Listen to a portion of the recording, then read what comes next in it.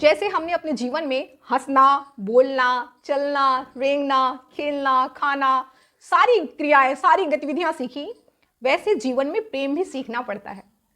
हमें कई दफा ये बताया जाता है कि महापुरुष जन्म से पैदा होते हैं। क्यों ऐसा बोला गया कुछ लोगों के द्वारा? ताकि उनके ऊपर ये प्रेशर ना आए कि वो भी महापुरुष बने, ताकि उन्हें कोई ना बोले कि भाई तुम भी अब्दुल कलाम बनो, तुम भी विवेकानंद बनो, तुम भी भगत सिंह बनो, चंद्रशेखर आजाद बनो, अशफाक उल्लाह खां बनो। उन्हें ये दबाव ना पड़े, इसलिए तथाकथित कुछ लोगों ने कह दिया कि महापुरुष तो बस स्वर्ग से प्रकट होकर आते हैं, स्वर्ग से अवतरित होते हैं। ये धरती, ये पृथ्वी कर्म भूमि है, यही सब बनते हैं आके। स्वर्ग से कोई नहीं बनता महापुरुष आकर, यही आकर बनते हैं सब महापुरुष। हम आप में से बहुत से लोग जब इतिहास पढ़ेंगे, जिन महापुरुषों का भी मैंने नाम लिया, पाएंगे कि उनके जीवन के संघर्ष हमारे जैसे थे। वो हमारे जैसे सोचते थे, हमारे जैसे जीवन जिया, कभी अभाव का तो कभी तनाव का। यहाँ तक कि जब आप अब्दुल कलाम जी को पढ़ेंगे ना, तो उन्होंने एक दफ़ा ऐसा तक उनकी बायोग्राफी में वर्णन है कि मैं मरने तक का सोच लिया। वो व्यक्ति ऐसी स्थिति से जैसे हम गुजरते हैं अप्स डाउन से, उनको झेलते झेलते वो महापुरुष बनते हैं। दिक्कत क्या होती है कि हम तनाव और पीड़ाओं को झेल नहीं पाते। हमें लगता है कि बस अब ये खत्म, अब मैं खत्म, इससे ज़्यादा मेरी क्षमता नहीं है। आपकी क्षमता कितनी है? बस मरो मत, देखते जाओ अपने जीवन में जो भी हो रहा है, आप देखते जाओ और आप पाओगे आपके अंदर असीमित क्षमताएं हैं। हर दिन लड़ते जाओ। कभी भी मौत का ख्याल आए ना, अपने आप को एक वर्ड बोला, आज और देखता हूं, आज और देखती हूं, देखते हैं फिर कल क्या होता है। आप देखना, धीरे धीरे आप जीवन से इतना सीख जाएंगे, और जब आप पीछे मुड़ कर देखेंगे तो आपको लगेगा कि वो समस्या तो समस्या थी ही नहीं। वो समस्या इसलिए थी क्योंकि मैं उसको झेल नहीं पा रहा था, मेरे अंदर वो शक्ति नहीं थी, वो सामर्थ्य नहीं था, मेरे लिए वो नया अनुभव था, तो मैं विचलित हो गया था, मैं डर गया था। प्रेम भी ऐसा ही होता है। मैं अभी किसी और रिश्ते को लेकर ना, हम दाम्पत्य जीवन की बात करते हैं, क्योंकि बहुत सारी घटनाएं भी हो रही हैं। कोई बोलता है कि मैंने प्रेम के लिए उसको मार डाला, कोई बोलता है मैंने प्रेम के लिए, कोई लड़की अपने घर के माता पिता को मार डाल रही है, कोई लड़का मार डाल रहा है। वस्तुतः ये प्रेम नहीं है। हमें इसे स्वीकार करना होगा कि सिर्फ हार्मोनल डिसबैलेंसेस होते हैं, ठीक है, ये सिर्फ रसायनों का खेल हो रहा है।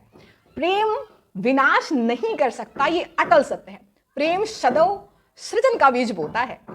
मुझे किसी से प्रेम होगा तो मैं अपनों को क्यों मारूंगी? हाँ, अगर सामाजिक परंपराएं, रूढ़ियां कुछ ऐसी हैं कि मुझे जिससे प्रेम है, मुझे जीवन जीना है, तो हो सकता है हम दोनों छोड़कर समाज को एक नई दुनिया बसा लें। ये संभव है और ये हुआ भी है, इतिहासों में, इतिहास साक्षी रहा है, हम सबके साहित्य साक्षी रहे हैं इस बात की। लेकिन ये नहीं हो सकता कि मुझे किसी से प्रेम हो और मुझे अपनों को मारना पड़े। ये प्रेम हो ही नहीं सकता। हमें स्वीकार करना होगा, ये घोर आकर्षण से बोलते हैं, हवश, शुद्ध एकदम ठेठ भाषा में अगर बोलें, ये प्रेम नहीं हो सकता। और जब प्रेम होता है ना, आपने अक्सर लोगों को कहते सुना होगा कि समर्पण एक ही जगह होता है, आकर्षण कहीं भी हो सकता है। जो प्रेम होता है ना, जब एक बार समर्पण हो जाता है ना, आकर्षण हो ही नहीं सकता, हो ही नहीं सकता। ये कपड़ा थोड़ी ना है, ये वस्तु थोड़ी ना है कि तुमने एक वस्तु को खरीद ली, दूसरी वस्तु पे नजर है। ये व्यक्ति की बात है, ये जीव की बात है, ये चेतना की बात है। जब समर्पण हो गया तो फिर आकर्षण हो ही नहीं सकता। कभी करके देखना आप किसी से शिद्दत वाला प्रेम। और ये पहली बार जब होता है ना, एकदम कुछ नहीं समझ में आता आप कौन हो, क्या हो, कितने योग्य हो, जब हो गया तो हो गया। और एक ऐसा खतरनाक समर्पण अगर होता है ना जब, तो आपको किसी और से आकर्षण नहीं होगा। इवन उस व्यक्ति में भी घोर कमियां हो किसी भी तरह की, जैसे लोग बोलते हैं ना कि रासायनों का आकर्षण, अगर आपकी रासायनिक इच्छाएं भी ना उससे पूरी हो, यानी आपको पता चले कि ये व्यक्ति रासायनिक रूप से या सेक्सुअल डायमेंशन में अक्षम है, तो भी आप उसका त्याग नहीं कर सकते, नहीं कर सकते आप। ये होता है प्रेम। मैंने अभी एक घटना देखी, एक महिला जो कांवड़ यात्रा कर रही थी, अपने पति को पीठ में बिठा के जा रही थी। कितना अद्भुत दृश्य। मतलब ये सारी घटनाएं देख के लगता है कि हाँ, थोड़ा अभी भी गृहस्थ आश्रम बचा हुआ है, थोड़ा ठीक ठाक है, थोड़ा भय कम लगता है। वरना जैसी घटनाएं हो रही हैं उनको देखने के बाद तो शायद ही कोई शादी का सोच ले। तो ये घटनाएं वो महिला ऐसा क्यों कर पा रही है? शायद उसने किताबों में नहीं पढ़ा, उसकी शिक्षा इस तरह ऐसा कुछ नहीं है, उसने किताबों में नहीं पढ़ा, दुनिया में बहुत बड़े लोगों की संगति नहीं की, लेकिन उसने अपने जीवन से सीखा, ये मेरे पति हैं, इन्होंने मेरे लिए ऐसा किया, उसके पति ने उसके लिए समर्पण से किया, आज वो अक्षम है, वो योग्य है, तो उसने उसका और जिम्मेदारियों का अपने कंधे में उठा लिया। यही तो है जीवन साथी, यही तो है जीवन। अगर कोई महिला अक्षम हो जाए, यही जीवन साथी करे, तब तो प्रेम समझो। मुझे एक बार मैंने कहीं एक घटना सुनी थी, पढ़ी थी, कहानी थी कि एक महिला थी, उसको बीमारी हो गई थी, स्किन डिसीज, और धीरे धीरे उसका शरीर पूरा बदसूरत हो रहा था, और उसका पति उसे बहुत प्रेम करता था। होता क्या है कि उसको पता था, उसके पति को, कि मैं इसको कितना भी बोलूँ यार, मुझे कोई फर्क नहीं पड़ता, आप मुझे ऐसे ही अच्छी लगती है, लेकिन इनसिक्योर फील करेगी, इसको ये चिंता रहेगी कि मैं इसके बारे में क्या सोच रहा हूँ। तो उसने क्या किया, उसका एक एक्सीडेंट हुआ और उसने ये कह दिया कि मेरी आँख की रोशनी चली गई और उसने काला चश्मा लगा लिया। अब वो महिला उस खूब सेवा करती थी अपने पति की, बहुत सेवा करती थी, क्योंकि उसको तो दिख रहा था, बस उसको रोग था, उसका पूरा सौंदर्य खत्म हो गया था, क्रूर विभत्स दिखने लगी थी। लेकिन उसका पति बहुत प्रेम करता था और दोनों ने बहुत अच्छे से जीवन निर्वाह कर रहे थे। एक दिन उस बीमारी के चलते उसकी मृत्यु हो जाती है। अब वो शहर छोड़ के जा रहा होता है। उसको एक व्यक्ति बोलता है, अभी तक तो तुम्हारी पत्नी जिंदा थी, वो तुम्हारा ख्याल रखती थी, अब वो नहीं है, अब तुम्हारा ख्याल कौन रखेगा, तुम तो देख भी नहीं पाते हो। तो उसने बोला, मैं कभी अंधा था ही नहीं, मैं कभी अंधा था ही नहीं, मैं देख सकता था। ये होता है प्रेम। हमें फिर बाहरी आकार, ढांचा, इन चीज़ों से फर्क नहीं पड़ता। और ये भी सच है, ये सच है, मैं प्रेम में मानती हूँ कि यहाँ प्रेम में ना दौलत की ज़रूरत होती है, ना किसी जाति, धर्म, लिंग, रंग, रूप, किसी भी चीज़ की, प्रेम किसी भी चीज़ का मोहताज नहीं। जैसे ज्ञान और तजुर्बे उम्र के मोहताज नहीं, वैसे प्रेम भी इन चीज़ों का मोहताज नहीं। वो किसी से भी हो सकता है, कैसे भी स्थिति में हो सकता है। लेकिन आप जब किसी से प्रेम करें तो ये कहना कि हम ऐसे ही रहेंगे, दौलत की ज़रूरत नहीं होती, ये ठीक है। लेकिन अगर आप चाहते हैं कि आप अपने अजीज़ों को ना खोएं, उनसे ना बिछड़ें, तो आपको करना होगा, दौलत कमानी होगी, सक्षम होना होगा। वरना अगर उस व्यक्ति को कल कुछ हो जाए तो आप क्या करेंगे? फिर तो आप बिछड़ गए। इसलिए दौलत की आवश्यकता पड़ती है, ना कि प्रेम में, उस रिश्ते में नहीं है। उन रिश्तों में उन व्यक्तियों की सुरक्षा के लिए दौलत की ज़रूरत होती है। तो जब जीवन साथी दो लोग होते हैं, ये उनका धर्म है, उनका दायित्व है। देखो, मनुष्य कमियों का पुतला है, संसार में कोई भी पूर्ण नहीं है, ये मान लीजिए। हम सभी पूर्णता की ओर बढ़ने के लिए आए, पूर्णत्व को प्राप्त करना हमारा लक्ष्य है, लेकिन हम पूर्ण नहीं हैं। तो जीवन साथी का एक कर्तव्य है कि जिसको जिस क्षेत्र में इनसिक्योरिटी हो, कमी हो, वो उसकी उस कमी को पूरा करे। अगर मुझ में कोई कमी है या मुझे लगता है कि मेरे अंदर ये चीज़ नहीं है या मुझे ये चीज़ नहीं आती, तो मेरे जीवन साथी का धर्म है, कर्तव्य है कि वो वहाँ मेरी ताकत बने, मुझे वो चीज़ सिखाए।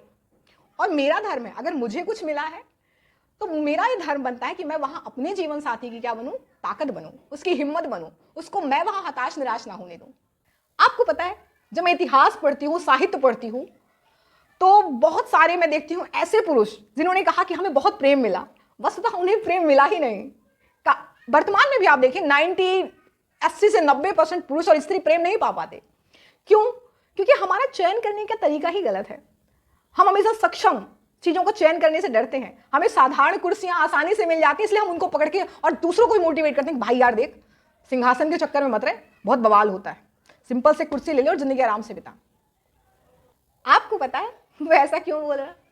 क्योंकि उसने कभी सिंहासन को हासिल करने की योग्यता नहीं खुद में विकसित की, और वो नहीं चाहता या नहीं चाहते कि आप भी वो योग्यता को विकसित करें, इसलिए वो आपको भी हतोत्साहित करते रहते हैं, क्योंकि वहां संघर्ष है। और आपको पता है, सिंहासन आपको मिले ना मिले, पर अगर आप उस राह में निकल जाएं, कोई लक्ष्य जो दुर्गम हो, उसके रास्ते दुर्गम हो, उसके रास्तों में चलना बस आपको मिल जाए, भले वो लक्ष्य अंत में मिले ना मिले, वो रास्तों का चलना, उन रास्तों में चलने से आप इतना सीख जाएंगे जितना लक्ष्य में क्या सीख पाएंगे।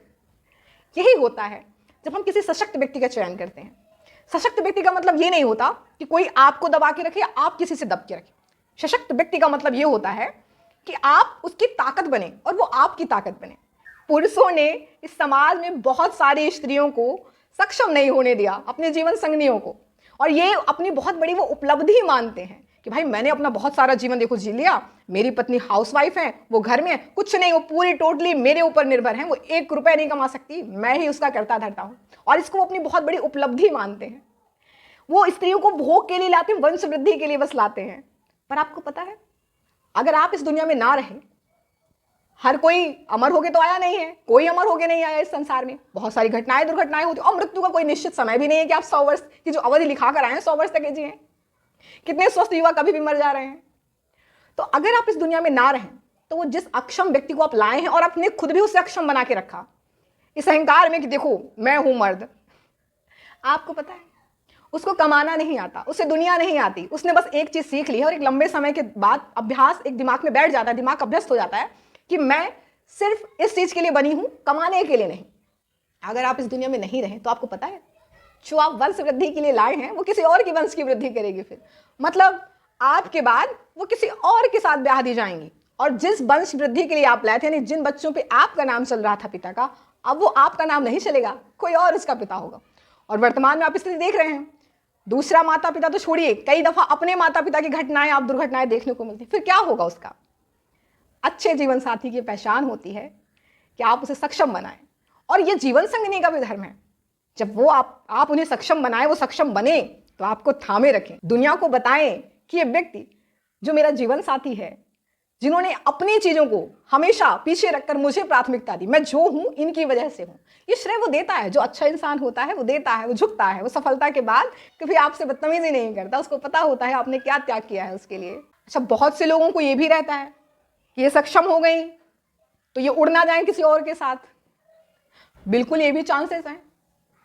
तो अगर किसी व्यक्ति को आपको पता है कि उड़ जाएगा और वो आपकी दिन रात सेवा कर रहा है, व्रत उपवास कर रहा है, तो आप प्रेम कहाँ पा रहे हैं? आपको पता है कि ये बदल जाएगा, ये मेरे टुकड़ों पे पल रहा है, इसीलिए मेरा ऐसा गान कर रहा है। मैंने इसीलिए बोला, जो प्रेम होता है दो उन्मुक्त लोगों में होता है, दोनों सक्षम हो फिर भी एक दूसरे के लिए मर रहे हो, फिर भी एक दूसरे के लिए आंसू बहा रहे हो, तब तो बात है। एक कक्षा में एक पैरासाइट है, उसको पता है कि मेरे जीवन का आधार ये है, अगर ये नहीं रहेंगे तो मेरा क्या होगा। वही लड़का अगर इसलिए रोता ये नहीं रहेगी तो मेरा क्या होगा। ये प्रेम नहीं है। दोनों सक्षम हैं, सब कुछ है, जहां वो अपने भरण पोषण के लिए नहीं रो रहे हैं किसी से कि ये नहीं होगा तो मेरा भरण पोषण क्या होगा, मेरा पेट कैसे भरेगा, मेरी वित्तीय संसाधनों की आपूर्ति कैसे होगी, भौतिक सुख सुविधाओं का क्या होगा। ये सारी चीजों में सक्षम हो, फिर भी एक दूसरे के लिए जीते हो मरते हो, जहां इस बात का तनाव ना हो कि वो क्या कर रही होगी, वो क्या कर रहा होगा।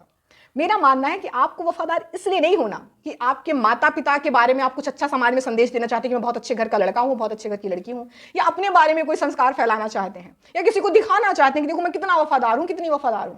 मुझे लगता है वफादार इसलिए भी होना चाहिए रिश्ते में क्योंकि चरित्र नाम की भी कोई चीज होती है कि भाई मैं इसके प्रति वफादार हूं इसलिए नहीं कि मुझे अपने माता पिता का भय है या मुझे किसी और का भय, मेरा अपना गट्स है, मेरी अपनी फीलिंग है, मैं हूं वफादार तो हूं। और जब व्यक्ति ऐसे होते हैं, अपने चरित्र, अपने आचरण, अपने कर्तव्यों का निर्वहन के लिए सचेत होते हैं, सजग होते हैं, वो वफादार होते हैं, वो वफादार होते हैं। तो वो वफादार बनकर नहीं आए स्वर्ग से, एक दूसरे को देखा, एक दूसरे के कर्मों का निरीक्षण करते हैं कि यार ये मेरे लिए इतना करता है, ये मेरे लिए इतनी करती हैं, तो अपने आप सहज समर्पण होने लगता है। और आपको दोनों को, जीवन साथी को चाहिए कि एक दूसरे के कर्तव्यों का अवलोकन करें, कर्मों का चिंतन करें। देखो मनुष्य है, मनुष्य के मस्तिष्क की क्रियाएं बदलती हैं। कभी आप देखेंगे कोई बहुत शांत, अचानक से कभी कभी अचानक से किसी बात पे क्रोध आ जाता है, चीजें होती हैं, डिसबैलेंसेस होते रहते हैं, मूड स्विंग से बोलते हैं, थोड़ा बहुत होता रहता है। लेकिन हाँ, इसका मतलब ये नहीं कि जब हम किसी के पूर्व कर्मों का चिंतन करें और ये कहें पूर्व कर्मों का चिंतन इस प्रकार निकल रहा हो जिस प्रकार किसी बकरे को बलि दिया जाता है। बलि मतलब उसको पहले खूब खिलाया पिलाया जाता है, लेकिन उसका लक्ष्य क्या होता है, अंत में उसकी बलि देना। अगर किसी रिश्ते में ये रहा हो कि अंत में उसकी बलि चढ़ गई हो तो फिर वो प्रेम नहीं था। फिर पूर्व कर्मों का चिंतन नहीं किया जाता यार कि नहीं देखो यार पहले बकरे को माला पहनाया, उसको कितना अच्छा अच्छा भोग खिलाया, तुमने वो नहीं देखा, तुमने बलि देखी। क्या मतलब उस माले का, उस फूल का, उस भोग का, तुमने तो उसकी बलि चढ़ा दी। तो ये नहीं होता प्रेम, ठीक है। ख्याल रखने का मतलब होता है कभी थोड़ा बहुत रिश्ते में ऊपर नीचे हो जाता है तो इंसान कर्मों का चिंतन करता है, आगे बढ़ता है जीवन में। देखो आकर्षण प्रतिकर्षण ये होता रहता है विपरीत लिंगी में, ये जीवन का आधार नहीं होता। कई दफा हम जिससे प्रेम करते हैं ना, सच में प्रेम में एकदम होते हैं, हमें सचमुच में सेक्सुअल डायमेंशन याद ही नहीं रहता, हमें दिमाग में हमारे आता ही नहीं है। वो एक अलग ही फेज होता है कि चलो अब रोमांटिक बातें कर रहे हैं तो हो सकता है कुछ सेक्सुअल एक्टिविटीज मतलब एक्टिव हो जाए, हार्मोन्स। लेकिन कई दफा जब आप प्रेम में होते हैं दोनों, एक स्वस्थ प्रेम में, स्वस्थ प्रेम मतलब जो शरीर बस पे केंद्रित नहीं है, तथाकथित जननांगों बस केंद्रित नहीं है, वो स्वस्थ प्रेम में जब व्यक्ति होता है ना तो उसको वास्तव में सेक्सुअल डायमेंशन याद ही नहीं रहता। कई दफा तो हमें ये तक नहीं याद रहता कि मेरे साथ ये लड़की है, हमें उसका रंग रूप, उसका जो फिगर, ये कुछ नहीं याद रहता। वो लड़का भी नहीं याद रहता कि इसका फिगर, रंग रूप, पर्सनालिटी क्या है। हम एक चेतना के तौर पे बात कर रहे होते हैं। और जब इस स्तर पे आप किसी से प्रेम करे हों, भले आपको ना मिला हो, लेकिन आपने इस स्तर पे किसी को किया होगा ना, आप बहुत आप मतलब प्रेम को समझ गए होंगे कि प्रेम वास्तव में सच में बहुत खूबसूरत चीज होती है। ये अलग बात है कि अब आपको कभी गलत हुआ हो, आपको धोखा मिला हो, तो ये अलग बात है कि आप किसी से जीवन में जुड़े ना, लेकिन आप अपनी तरफ से, अपनी महक से, अपने हिस्से का समर्पण करके इतना तो समझ गए कि प्रेम बहुत खूबसूरत चीज होती है। बस इंसान ऐसा होना चाहिए जैसे मैंने महसूस किया है ना। रिश्ते में किसी भी चीज से ज्यादा त्याग, बलिदान और समर्पण की जरूरत होती है। कई दफा हमें प्यार, हमें कोई पुचकारे, इससे ज्यादा जरूरत होती है साथ की, कि हमारा साथ दे, हमारी समस्याओं को समझे। प्रेम सीखना पड़ता है। आप भगवान शिव का उदाहरण ले, माँ पार्वती का उदाहरण ले। वो महलों में रहने वाली माँ पार्वती पर्वतों में रहने वाले भगवान शिव से प्रेम कर रही हैं, और उनके जीवन साथी भी ऐसे अपने जीवन संगिनी के लिए जो कह रहा है कि नहीं मैं वैरागी हूं, देखो मुझसे दूर रहो, मुझसे दूर रहो। लेकिन जब हाथ थामा और जीवन संगिनी को एक समय जब माँ सती ने अपना प्राण त्याग दिया अपने पिता दक्ष के यज्ञ में, तो अपनी पत्नी, अपने जीवन संगिनी के लिए वो प्रलय ले आए। ऐसा जीवन साथी होना चाहिए, ऐसी जीवन संगिनी होनी चाहिए, दोनों के लिए। जब रावण ने माँ सीता का हरण किया, वो सोने की लंका में बैठी हैं, उनके पति वन में हैं, उनसे उनका राज सिंहासन छीन लिया गया। सीता को पता था, उन माँ सीता को पता है कि ये वो राम है जो ये 12-13 वर्ष मेरे साथ वन में रहे और मेरा कैसा ख्याल रखे। इन निशाचरों से भरे वन में, इन खूंखार वनों में उन्होंने मेरी कैसी रक्षा की, वो आएंगे, ये उनका विश्वास था। उन राम का ये विश्वास था कि मेरी पत्नी सीता कभी पतित नहीं हो सकती, उनका कोई मान मर्दन नहीं कर सकता। उनको पता था अपनी सीता की बहादुरी, वो धनुष जो बड़े बड़े योद्धा नहीं उठा पाते थे, वो सीता उठाकर सफाई करती थी उस धनुष को एक हाथ से उठाकर। उनको उनकी वीरता पर गर्व था कि मेरी पत्नी, मेरी सीता इतनी ताकतवर है, योद्धा है वो। उनको पता था, राम को पता था कि जो सीता मेरे लिए सिंहासन छोड़कर वन में आ गई, वो रावण से क्या मोहित होगी। इसीलिए आप देखेंगे कि राम ने अपनी पत्नी सीता के लिए सेतु बनाया।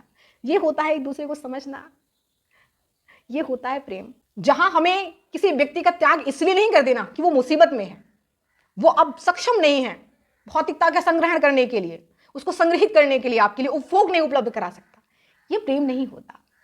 प्रेम हमें सिखाता है कि जब कुछ ना हो तुम ऐसे जीवन साथी एक दूसरे के लिए बनो कि सारी दुनिया लुट जाए, पूरी विरासत खत्म हो जाए, जीवन साथी और जीवन संगिनी ऐसे हों कि बोले अरे छोड़ो ना यार, चलो फिर से नई दुनिया शुरू करते हैं, फिर से नया जहां बसाते हैं, फिर से कोशिश करते हैं।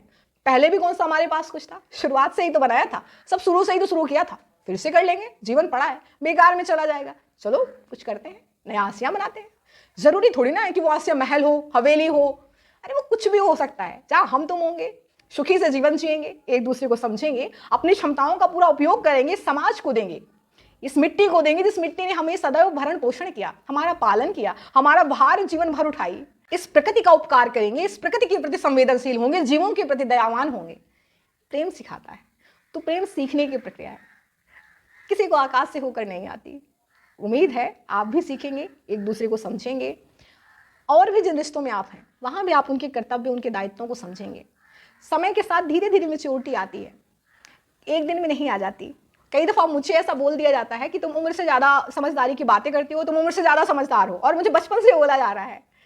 पर ऐसा नहीं है कि मैंने बहुत ज़्यादा कोई दुखों का पहाड़ टूट पड़ा हो, ये भी नहीं था। शायद मेरा अकेले समय बहुत ज़्यादा बीता है, अकेले बैठे रहना, अकेले चिंतन करना कि दूर कोई व्यक्ति खड़ा है, कोई समाज कहीं बैठा है, कोई कुनबा है, मैं कहीं से गुजर रही हूँ, लोगों की भाव भंगिमाएँ पढ़ना, लोगों को समझना। और कई दफ़ा ये चीज़ें समझते समझते मुझे लगता है कई दफ़ा मैंने इस चीज़ों की गलत अध्ययन भी कर लिया। जिसको ज़्यादा प्रेम और सहानुभूति की ज़रूरत नहीं थी, मैंने उसको ज़्यादा दे दिया।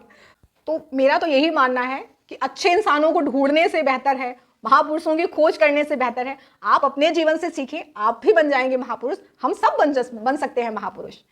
मैंने कहीं एक लाइन पढ़ी थी कि किसी अच्छे इंसान को खोजने के लिए अपना जीवन व्यतीत ना करें, बर्बाद ना करें। आप इतने अच्छे खुद बन जाएं कि आपको पाकर शायद किसी की तलाश पूरी हो जाए। तो खुद को इतना अच्छा बनाएं। दूसरे हमारे लिए कब अनुकूल होंगे, वो हमारी कितनी सहायता कर सकते हैं, इससे ज़्यादा बेहतर है कि हम दूसरों के अनुकूल कितने हो सकते हैं, हम किसी के कितने सहयोगी हो सकते हैं। अपने अपने कर्तव्यों का निर्वहन करें। जहां व्यक्ति, किसी भी रिश्ते में आप देखना, जो व्यक्ति अपने कर्तव्यों को समझता है, अपने धर्म को समझ रहा है ना, जिस घर में, जिस परिवेश में, जिस राष्ट्र में, आप हमेशा याद रखना और इस बात को देखना, जहां हर व्यक्ति को अपने अपने कर्तव्य पता है, अपने अपने धर्म का पालन करना आता है, वहां कुछ अनुचित, किसी के साथ अधर्म, किसी के साथ शोषण, अनाचार, अत्याचार हो ही नहीं सकता, क्योंकि वहां सबको अपने अपने कर्तव्यों का पालन पता है, सबको अपने अपने दायित्व पता है। तो अपने अपने दायित्वों का निर्वहन करें। और मुझे मेरे पेरेंट्स ने एक लाइन सिखाई है, एक बात सिखाई थी कि कर्तव्यों के निर्वहन करने से अधिकार स्वतः प्राप्त हो जाते हैं। और अगर आप अपने कर्तव्यों का निर्वहन कर रहे हैं फिर भी आपको अधिकार नहीं प्राप्त हो रहे हैं, इसका मतलब आप गलत जगह में हैं, गलत रिश्ते में हैं।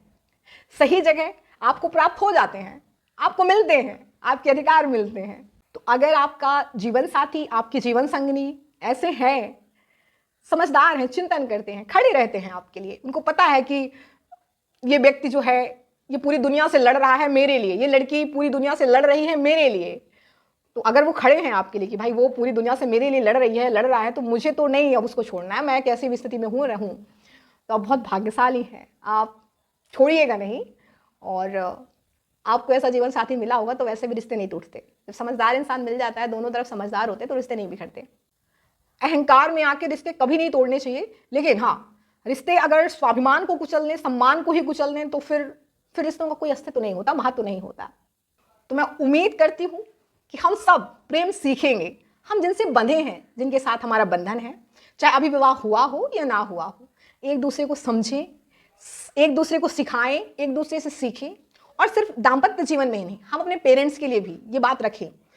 वो एक समय के बाद वृद्ध हो जाते हैं, हमें ये नहीं सोचना होगा कि अरे अब ये बूढ़े हो गए हैं, उनके दिनों का प्रतीक्षा कर रहे हैं। नहीं, ईश्वर ने आपको मौका दिया है, जिन्होंने आपको इस धरती पे जन्म दिया, आपको सक्षम बनाया कि आप इतने योग्य बने कि आप दुनिया का सामना कर सकें, आंखों से आंखें डालकर उनकी सेवा करने का अवसर मिले तो बिल्कुल करें, पूरी तल्लीनता के साथ, प्रसन्नता के साथ। और ऐसा करें कि मैं सेवा करूंगा, मैं सेवा करूंगी तो इनके अगर जीवन 10 साल होगा तो मैं उसको 20 साल करूंगा, इतना स्वस्थ इनको रखूंगा।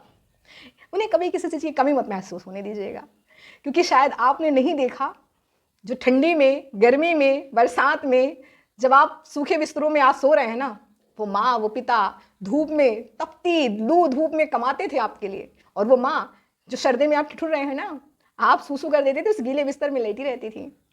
तो उनके त्याग को मत भूलिए, समर्पण को मत भूलिए। मैं कदापि इस बात से सहमत नहीं हूं कि माता पिता जो कहें आप उसे मान लो, क्योंकि देखिए उनका समय, उनका सिचुएशन, उनकी जनरेशन एक अलग थी।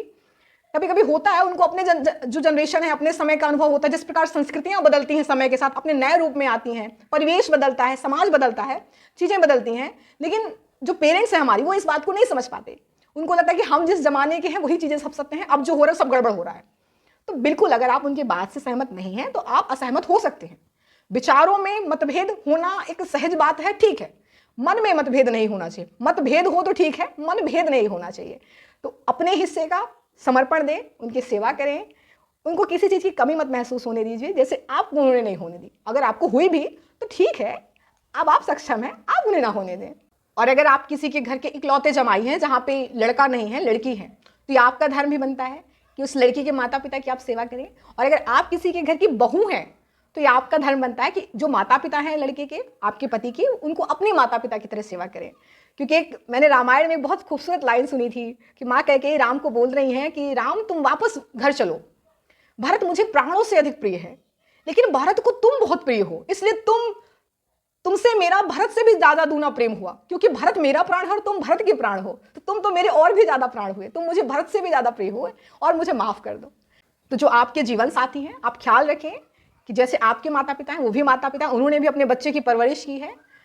हो सकता है कभी कभी वही पुरानी रूढ़ियों वाली सास आपको मिल गई हो, ससुर मिल गए हो, आपको बहुत कष्ट मिला हो, तकलीफें मिली हो। अब बुढ़ापे में कष्ट देकर देखो कोई फायदा नहीं। देखो, एक युवा को, एक बच्चे को कष्ट दिया जाता है, दंड दिया जाता है कि इसमें सुधार हो। अब एक बूढ़े व्यक्ति को आप कष्ट देके क्या करेंगे?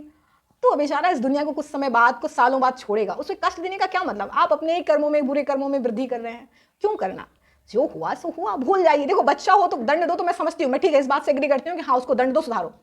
उन्हें खुद एहसास होगा। अब वो बिस्तर में पड़ा व्यक्ति जो चलने में अक्षम है, जो अपने सुसु पोटी तक सही से करने में अक्षम है, उसको आप दंड दे रहे हो कि अब सुधर जा। चलो, उसको एहसास भी हो रहा है तो क्या फायदा? अब उनको अच्छा जीवन दे, जितना उनका जीवन बचा है, अच्छी मेमोरी दे, ताकि जब उस धरती से जाएं तो सचमुच में उनको प्रायश्चित हो कि हाँ मैंने गलत किया, और आखिरी समय में कुछ अच्छा करें। वो भी ऐसा ना हो कि आप उन्हें सताएं और उनके अंदर ये बात है कि अच्छा हुआ मैंने अपने जमाने में से सता लिया, ये दुष्ट निकल गई। तो जो हुआ धूल डालो, छोड़ो। मैंने कई घटनाएं देखी है जहाँ पे माता पिता को बांध के बच्चे चले जा रहे हैं या मार रहे हैं, तो नहीं होना चाहिए। देखो यार, बचपन निकल गया ना आप लोगों का, जवानी भी निकल जाएगी, निकल ही रही है अप्रॉक्सीमेट। वृद्धावस्था आने में आपका भी टाइम नहीं है। मैं ये नहीं कह रही हूँ कि आप बुढ़ापे में सेवा के लिए सत्कर्म करो, मैं कभी इस बात के पक्षधर नहीं हूँ, या मेरा कभी ये मानना नहीं कि आप अच्छे कर्म इसलिए करो कि आपके साथ अच्छा हो। मैं कभी इसलिए नहीं मानती, मैं कभी कोई अच्छा कर्म इसलिए नहीं करती कि मेरे साथ अच्छा होगा इसलिए मैं अच्छा करूँ। नहीं, कभी मेरा जीवन में बचपन से लेकर आज तक उद्देश्य नहीं रहा। मेरा अच्छा कर्म करने का सिर्फ एक ही मतलब होता है, इसलिए करो कि तुम कर सकते हो। अगर तुम सक्षम हो तो कर दो ना किसी के लिए अच्छा, इसलिए करो कि तुम्हारे मन को सुकून मिलता है। अगर जिस दिन मेरे को इन चीज़ों में सुकून नहीं मिला, मैं क्यों करूंगी? मुझे अच्छा लगता है, शायद मेरी परवरिश ऐसी हुई है, या शायद कह सकते हो कि मैंने खुद को ऐसा बनाया है। मुझे कितना भी कोई मार दे, कुछ भी कर दे, लेकिन अगर वो तकलीफ में है, मेरे अंदर कितना भी प्रतिशोध हो, क्रोध हो, लेकिन अगर मैं उसको तकलीफ में देख लेती हूँ ना, तो सारा क्रोध, सारी तकलीफ छोड़कर बढ़ जाती हूँ फिर से, क्योंकि शायद मैंने खुद को, अपने आप को ऐसा बनाया है। शायद मुझे पता है कि तकलीफ, अकेलापन, दर्द, किसी को कुछ ना बता पाना, किसी को कुछ ना शेयर कर पाने की पीड़ा क्या होती है। कभी कभी प्रायश्चित तो होता है, लेकिन अब हम अतीत में जाके कुछ चीज़ें नहीं मिटा सकते। तो ध्यान रखिए, आप समझदार बनिए, जो हुआ छोड़िए। सत्कर्मों को एक दूसरे की याद रखेंगे ना, जब एक दूसरे की अच्छाइयों को याद रखेंगे, तो डेफिनेटली कोई भी रिश्ता होगा वो चलेगा। अब सत्कर्मों का मैंने बताया है कि मतलब ये नहीं होना चाहिए कि किसी ने आपका गलत फायदा उठाया हो, यानी पूजा करके बलि चढ़ा दी हो अंत में, फिर वो रिश्ता रिश्ता नहीं था। आप स्वामी विवेकानंद को पढ़ें, उन्होंने एक लाइन बहुत अच्छी बोली थी कि अगर आप समाज की सेवा के लिए निकलें तो आप ये मत सोचना कि समाज मेरी सदैव प्रशंसा करेगा कि वाह कितना अच्छा इंसान है। ऐसी भी संभावना है या ऐसा हो सकता है कि आप सेवा कर रहे हो और आपको पत्थर मार दे कोई, आपकी सेवा को स्वीकार तो कर रहा है लेकिन वो आपको तिरस्कार दे। तो अगर आप सेवा इस भाव से करने जा रहे हैं कि आपको सम्मान मिलेगा तो आप सेवा नहीं कर सकते। आपको दुत्कारेगा भी समाज कई दफा, मारेगा भी, हो सकता है आपके खिलाफ भी हो, तो आप कर सके तो करिए, नहीं तो सेवा आपके लिए नहीं बनी है। तो ऐसे ही प्रेम होता है, आपका सिर्फ एक ही उद्देश्य रहेगा कि मैं इसका भला कैसे कर सकता हूं, मैं इसकी भला कैसे कर सकती हूं, इसको आगे कैसे मैं बढ़ाऊं, इसके लिए बेहतर से बेहतर मैं अपने स्तर से क्या दे सकता हूं, क्या दे सकती हूं। ये होता है प्रेम में। एक दूसरे की योग्यताएं, एक दूसरे की सक्षमताएं, गुण, इनसिक्योर नहीं फील कराना चाहिए। अगर ये इनसिक्योर फील करा रहे हैं तो हम प्रेम में नहीं हैं, हम किसी को बांधना चाहते हैं और बंधना चाहते हैं। तो एक दूसरे को समझिए, समय दीजिए, अपने माता पिता की सेवा करिए। मैं दुनिया में जब भी मैं सिर्फ यूट्यूब चलाती हूँ सोचूं, और जब भी मैं कभी स्क्रॉल करती हूँ मेरे सिर्फ स्टडी कंटेंट रहता है। इतनी खतरनाक खतरनाक न्यूज़ देख के मेरी रूह कांप जाती है, मतलब कि कैसे हो रहा है, क्या चल रहा है दुनिया में। और कभी कभी मुझे खुद पे यकीन नहीं होता कि मतलब आपको लग रहा है कि मतलब इस समय में ये एक ऐसा समय चल रहा है जहाँ पे हम किसी पे विश्वास नहीं कर पा रहे हैं। किसी पे विश्वास कर भी लेते हैं तो हमें ट्रस्ट इश्यूज रहते हैं, क्योंकि समय ही ऐसा से चल रहा है शायद। मेरी ईश्वर से प्रार्थना है आप सब खुश रहें, मस्त रहें, स्वस्थ रहें, अपना ख्याल रखें, अपनों का ख्याल रखें।